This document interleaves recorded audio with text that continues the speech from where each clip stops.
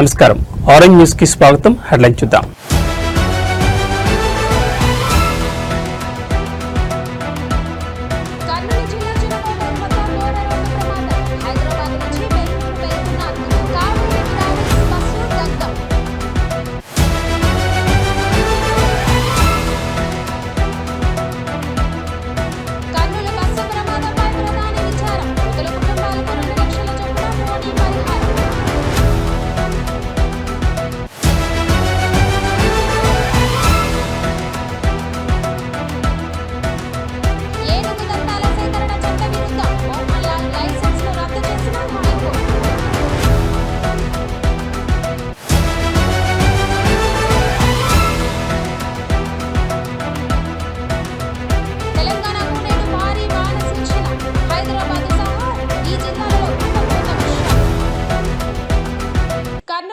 చినకాటేరు వద్ద ఇవాళ తెల్లవారుజామున చోటు చేసుకున్న ఘోర బస్సు ప్రమాదం రాష్ట్రాన్ని విషాద ఛాయల్లోకి ముంచేసింది.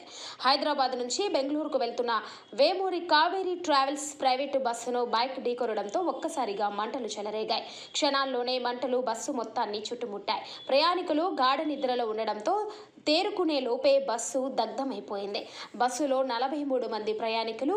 డిఐజీ కోయ ప్రవీణ్ వివరాల ప్రకారం బస్సులో మొత్తం 43 మంది ఉన్నారు. అందులో 41 మంది ప్రయాణికులు, 2 డ్రైవర్లు, 41 మంది ప్రయాణికుల్లో 39 మంది పెద్దలు, 2 చిన్నపిల్లలు ఉన్నారు. వీరిలో 10 మంది మహిళలు. ఇప్పటి వరకు బస్సులో నుంచి 19 మంది మృతదేహాలు ఫోరెన్సిక్ బృందం వెలికితీసింది. వీరి గుర్తింపు ప్రక్రియ కొనసాగుతుందని చెప్పారు. సురక్షితంగా ఉన్న 19 మందిని గుర్తించామని, వీరిలో పలువురు ఆసుపత్రిలో చికిత్స పొందుతున్నారని తెలిపారు. హైదరాబాద్ నుంచి రాత్రి 10:30 బయలుదేరిన బస్సు తెల్లవారుజామున 3:30 ప్రాంతంలో చిన్నకాటేరు సమీపంలో బైక్ ఢీకొట్టింది. బైక్ పూర్తిగా బస్సు క్రిందకు వెళ్లిపోయిందని కర్నూలు కలెక్టర్ సిరి తెలిపారు. ఢీకొట్టిన వెంటనే మంటలు చెలరేగి క్రమంగా బస్సు మొత్తాన్ని వ్యాపించాయి. డీజిల్ ట్యాంకు దెబ్బతినకపోయినా ముందు భాగంలో మంటలు చెలరేగినట్లు డిఐజీ తెలిపారు. బస్సును ఢీకొన్న పల్సర్ బైకు కర్నూలు ప్రజానగర్ కు చెందిన శంకర్ది అని ఆయన అక్కడికక్కడే మృతి చెందినట్లు వెల్లడించారు. బైక్ ఢీకొట్టిన తర్వాత బస్సు దాదాపు 300 మీటర్లు లాక్కెళ్లినట్లు తెలిపారు.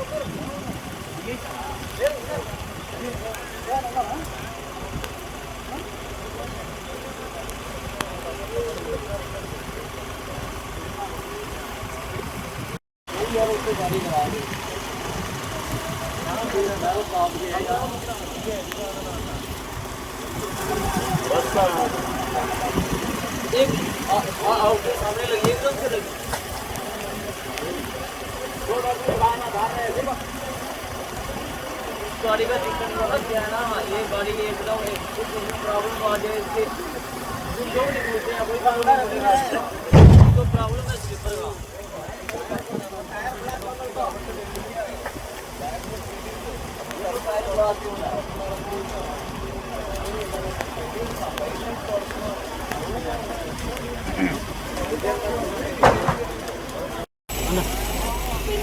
మసా ఫైర్ యాక్సిడెంట్ అయిన సందర్భంలో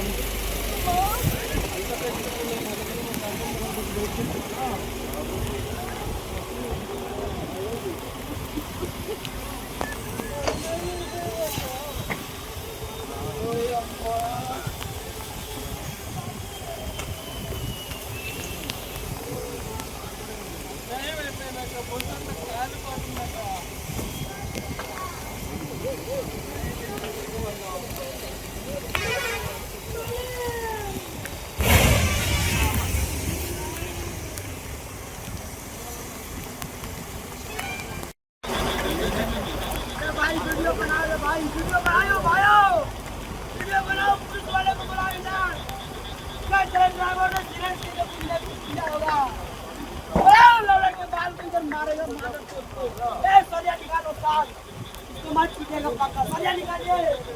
हम लोग का ये जान लेने वाला तो होगा। पक्का ये जान लो, इसको पता था कि नहीं आप मेरे वाला गाड़ी क्यों नहीं चलेगा।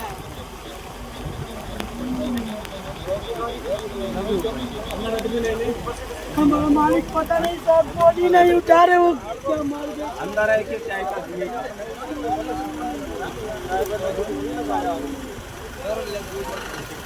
कंडक्टर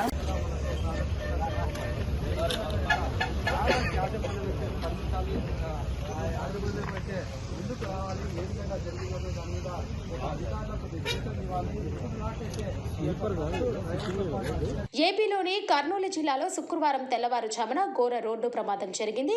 ఓ ప్రైవేటు ఓల్వో బస్సులో మంటలు చెలరేగి 20 మంది ప్రయాణికులు సజీవ దహనమయ్యారు.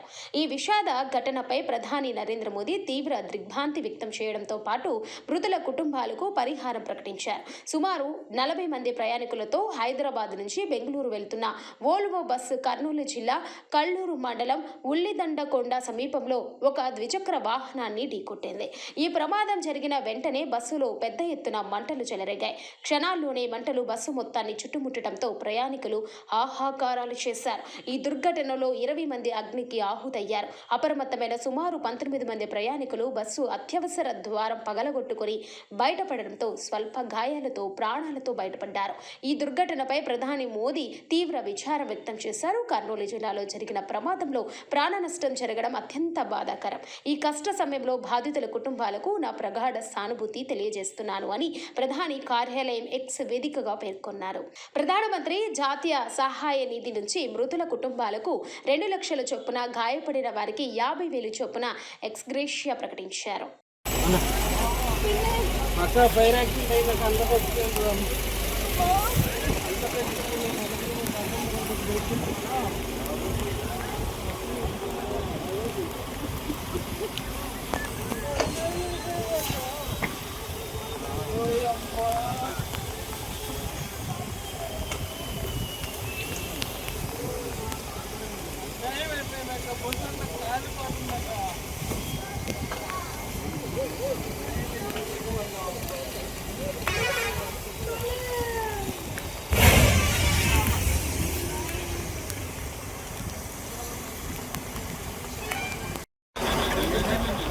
भाई वीडियो बना रहे, भाई वीडियो बनाओ भाइयों, वीडियो बनाओ, पुलिस वाले को बुलाओ इधर।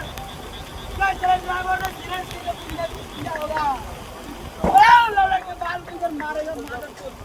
ए सरिया निकालो साथ, इसको मत पीटेगा पक्का, सरिया निकालिए। हम लोग का ये जान लेने वाला तो पक्का ये जान लो, इसको पता था कि नहीं आप मेरे वाला गाड़ी क्यों नहीं चलेगा।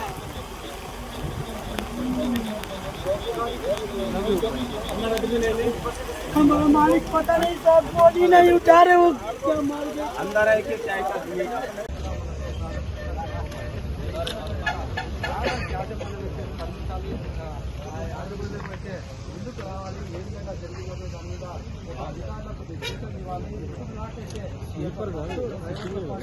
మలయాళ సూపర్ స్టార్ మోహన్ లాల్ కు కేరళ ప్రభుత్వానికి హైకోర్టులో గట్టి ఎదురు దెబ్బ తగిలింది. ఆయన వద్ద ఉన్న ఏనుగు దంతాల సేకరణను చట్టబద్ధం చేస్తూ రాష్ట్ర ప్రభుత్వం జారీ చేసిన ఉత్తర్వులను శుక్రవారం కేరళ హైకోర్టు కొట్టివేసింది. దీంతో పాటు మోహన్ లాల్ కు జారీ చేసిన లైసెన్సును కూడా న్యాయస్థానం రద్దు చేసింది. చట్టపరమైన నిబంధనలను అనుసరించి ఈ వ్యవహారంపై కొత్తగా నోటిఫికేషన్ జారీ చేయాలని ప్రభుత్వాన్ని హైకోర్టు ఆదేశించింది. 2015లో ప్రభుత్వం ఇచ్చిన ఉత్తర్వుల్లో విధానపరమైన లోపాలు ఉన్నాయని, దానిని అధికారిక గెజెట్లో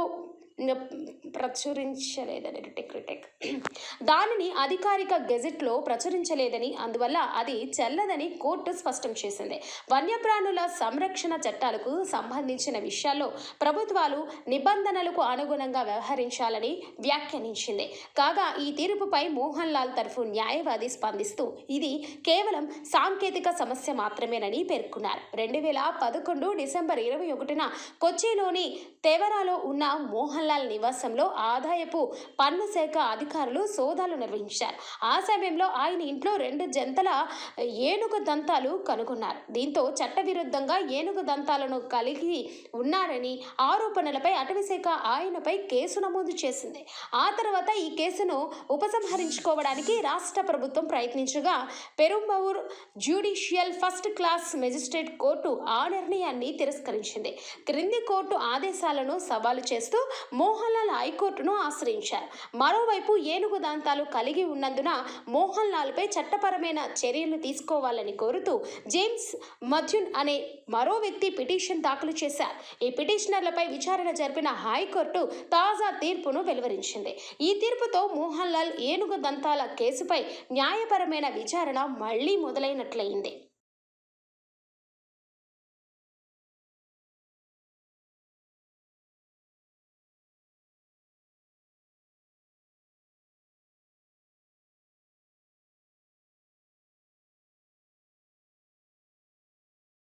కర్నూలు జిల్లాలో ప్రమాదానికి గురైన వి కావేరీ ట్రావెల్స్ బస్సు ఘోర విషాదాన్ని మిగిల్చింది. డోర్ తెరవకుండా డ్రైవర్ పారిపోవడం, బైక్ను ఢీకొట్టిన ఆగకపోవడం 20 మంది ప్రాణాలు సజీవ సమాధి అయ్యాయి. ఈ ప్రమాద ఘటనపై యుఏఈ పర్యటన ఉన్న ఏపీ సీఎం చంద్రబాబు నాయుడు అధికారులు సంబంధిత శాఖ మంత్రితో వీడియో కాన్ఫరెన్స్ ద్వారా మాట్లాడారు. ఇతర రాష్ట్రాల రవాణా శాఖ మంత్రులు అధికారులతో సమగ్ర విచారణకు ఆదేశించారు. మృతుల వివరాలను తెలుసుకొని వారి కుటుంబాలకు వెంటనే సహాయం అందించాలని మంత్రి రాంప్రసాద్ రెడ్డి అధికారులను ఆదేశించారు. అలాగే రాష్ట్రంలో ఉన్న ప్రైవేటు బస్సులపై ఫిట్నెస్, సేఫ్టీ పర్మిట్లపై తనిఖీలు నిర్వహించాలని ఆదేశాలు జారీ చేశారు. అన్ని జిల్లాలలోనూ ట్రావెల్స్ బస్సుల్లో తనిఖీలు చేపట్టాలని సూచించారు. బస్సు ప్రమాదానికి నిర్లక్ష్యమే కారణమని తెలితే బాధ్యులపై కఠిన చర్యలు తీసుకుంటామని హెచ్చరించారు.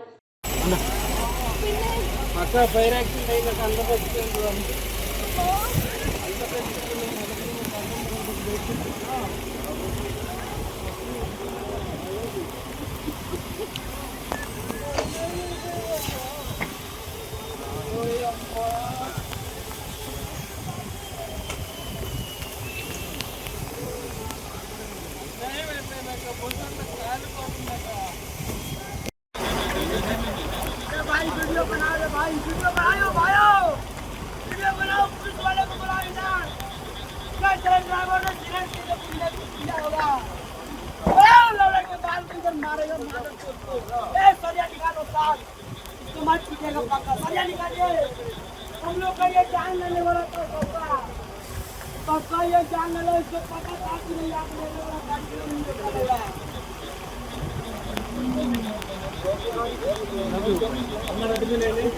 हमारा मालिक पता नहीं सब बॉडी नहीं उठा रहे, वो क्या मार गया अंदर है कि क्या తెలంగాణలో భారీ వర్షాలు కురుస్తున్నాయి. అక్టోబర్ నెల చివరికి వచ్చినా వర్షాల ప్రభావం తగ్గడం లేదు. మరోవైపు ఈ రోజు కూడా రాష్ట్రంలో భారీ వర్షాలు కురిసే అవకాశం ఉందని వెదర్ మ్యాన్ బాలాజీ పేర్కొన్నారు. ముఖ్యంగా దక్షిణ మధ్య తెలంగాణ జిల్లాలలో వర్షాలు కురిసే అవకాశం ఉన్నట్లు తెలిపారు. నల్గొండ, సూర్యాపేట, యాదాద్రి భువనగిరి, మెదక్, సిద్దిపేట, రంగారెడ్డి, సంగారెడ్డి, కామారెడ్డి, మహబూబ్ నగర్, వనపర్తి, ఖమ్మం, భద్రాద్రి కొత్తగూడెం జిల్లాలో భారీ వర్షాలు కురుస్తాయని ప్రకటించారు. అంతేకాకుండా హైదరాబాద్లో కొన్ని ప్రాంతాలలో మధ్యాహ్నం నుండి రాత్రి వరకు తేలికపాటి నుండి భారీ వర్షం కురిసే అవకాశం ఉందని తెలిపారు.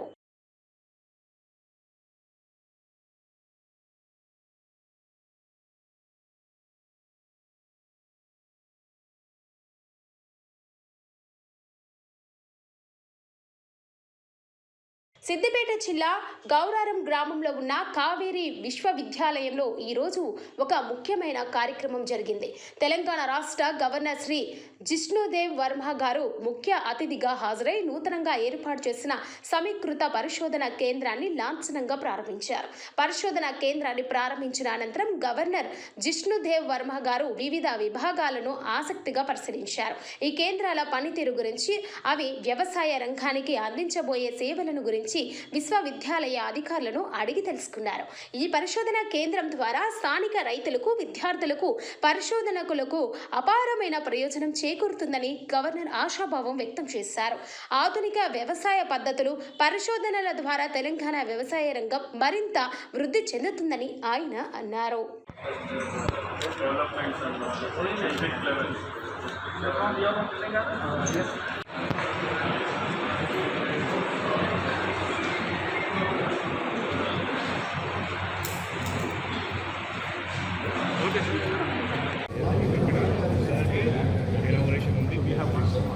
అది ఇనాగ్రేషన్ జరగండి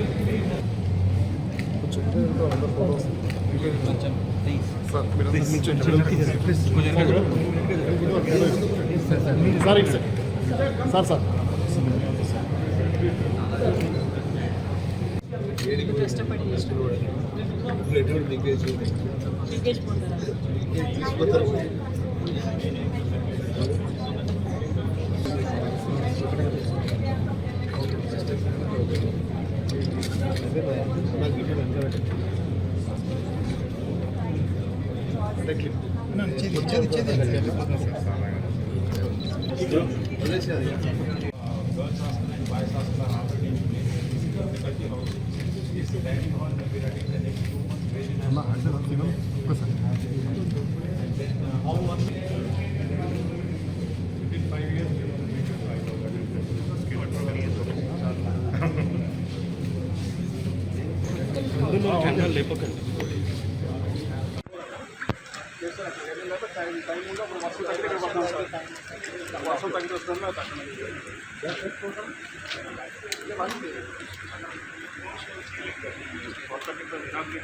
ఏ వేళలోనైనా శాంతి భద్రతల పరిరక్షణకే మేమున్నామని భరోసా కల్పించేందుకే కార్డన్ సెర్చ్ నిర్వహిస్తున్నట్లు డీఎస్పీ శ్రీనివాస్ తెలిపారు.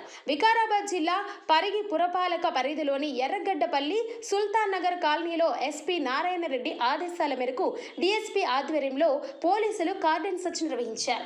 ఈ సందర్భంగా కాలనీలోని ప్రతి ఇంటికి క్షుణ్ణంగా తనిఖీ చేశారు. ఆధార్ కార్డులు సేకరించి పరిశీలించి ఇంట్లో ఎంతమంది ఉన్నారని ఆరా తీశారు. అలాగే వాహనాల ఆర్సీ పత్రాలను పరిశీలించి ఎలాంటి పత్రాలు లేని 25 బైకులను పోలీసులు సీజ్ చేశారు. వాహన యజమానులు సరైన పత్రాలు చూయించి తమ వాహనాలను తీసుకెళ్లాలని డీఎస్పీ శ్రీనివాస్ తెలిపారు. నేర నియంత్రణలకు కాలనీ వాసులంతా కలిసి డబ్బులు పోగేసుకొని కాలనీలో సీసీ కెమెరాలు పెట్టించుకోవాలని డీఎస్పీ తెలిపారు. దీనివల్ల ఎవరైనా అగాంతకులు కాలనీలోకి వస్తే వారిని గుర్తించి వెంటనే పట్టుకోవడానికి పోలీసులకు సులువుగా ఉంటుందని డీఎస్పీ శ్రీనివాస్ తెలిపారు. పిల్లలని పెళ్లి చేసుకున్నా ఇక పని చేసుకుంటూ ఉన్నాయి.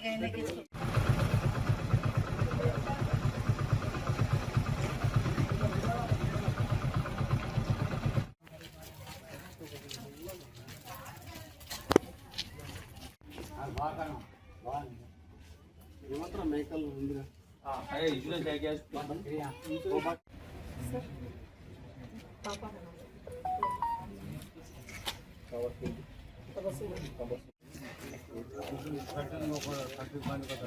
ఎన్ని ఉంటారు అంటున్నా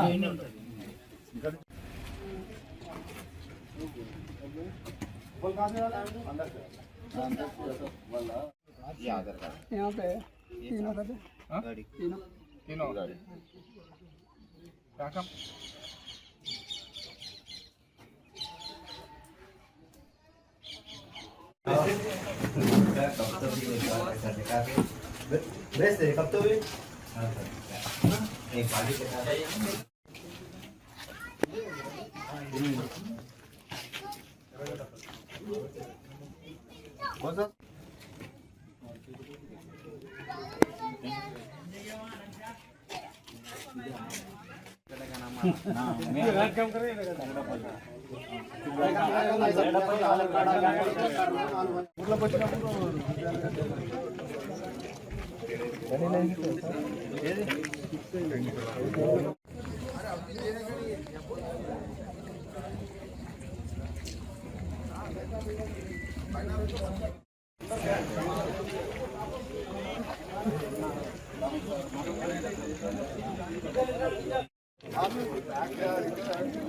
కాకినాడ జిల్లా ప్రత్తిపాడు నియోజకవర్గం ఏలేశ్వరంలో ఈరోజు భారీ మహా అన్నదాన కార్యక్రమాన్ని ఘనంగా నిర్వహించారు.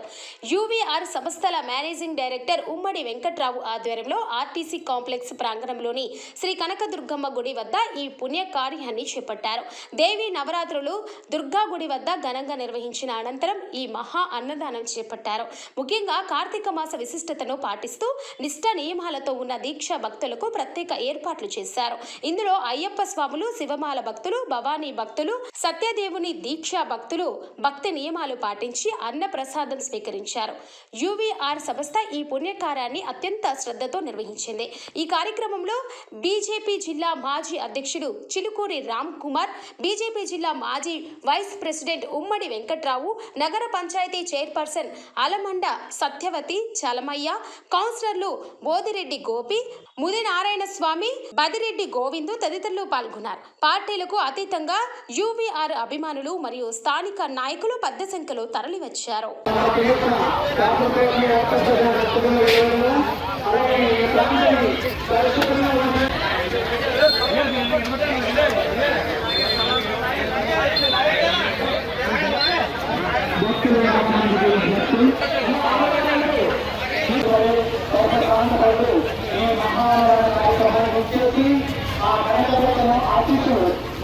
ప్రకాశం జిల్లాలో వాతావరణం అస్తవ్యస్తంగా మారింది. గత వారం రోజుల నుండి భారీ వర్షాలు కురుస్తున్న నేపథ్యంలో వాతావరణ శాఖ శనివారం నుండి తుఫాను హెచ్చరికలను జారీ చేసింది. దీంతో తీర ప్రాంతంలో అసాధారణ పరిస్థితులు నెలకొన్నాయి. సింగరాయకొండ మండలం పాకల సముద్రం ఈ రోజు దాదాపు 2 మీటర్ల మేర వెనక్కి వెళ్లడం స్థానికంగా కలకలం సృష్టించింది. సముద్రంలో ఇలాంటి మార్పులు తుఫాను ముప్పును సూచిస్తుండటంతో ప్రజలు ఆందోళన చెందుతున్నారు. అధికారులు వెంటనే అప్రమత్తమయ్యారు. మత్స్యకారులు వేటకి వెళ్లవద్దని ప్రభుత్వం కఠిన ఆదేశాలు జారీ చేసింది. మైనర్ డిపార్ట్మెంట్ సిబ్బంది ఎప్పటికప్పుడు సముద్ర పరిస్థితులను గస్తీ కాస్తున్నారు. లోతట్టు ప్రాంతాల్లో ఉన్న ప్రజలను అప్రమత్తం చేస్తూ సురక్షిత ప్రాంతాలకు తరలి వెళ్లాలని సూచిస్తున్నారు.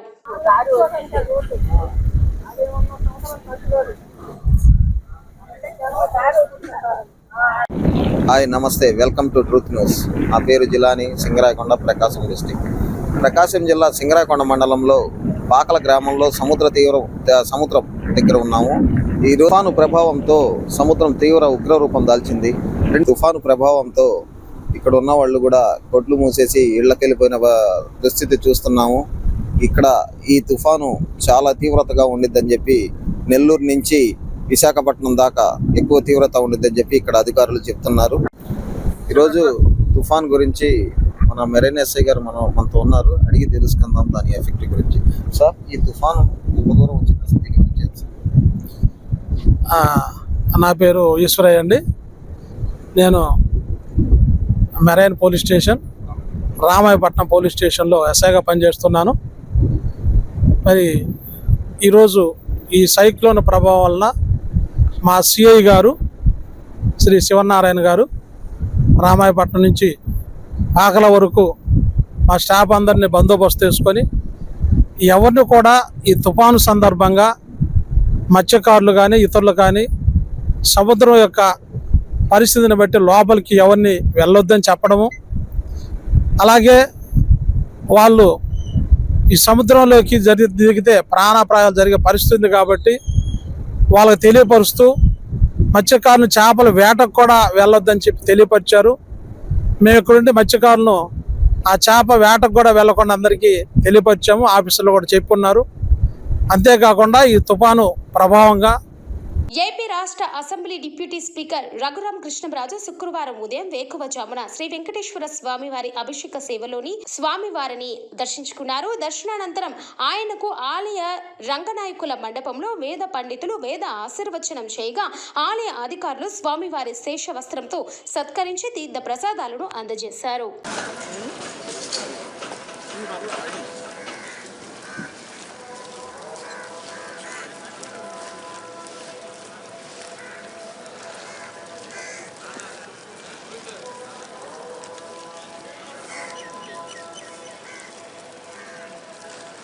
ఓం నమో